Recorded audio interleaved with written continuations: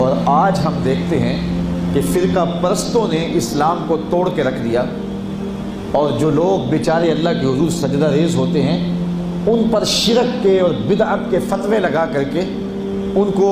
इस्लाम से बदज़न करने की कोशिश की, और नात खानियाँ एक बहुत बड़ा कारोबार बन गया और पीरी मुरीदी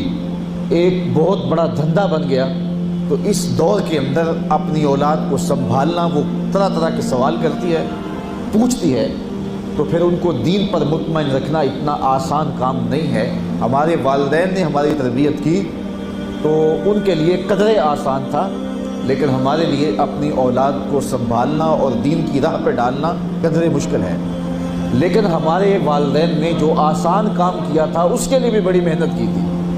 और हम अपनी औलाद के लिए क्या उतनी मेहनत कर रहे हैं जितनी मेहनत हमारे वालिदैन ने हमारे ऊपर की।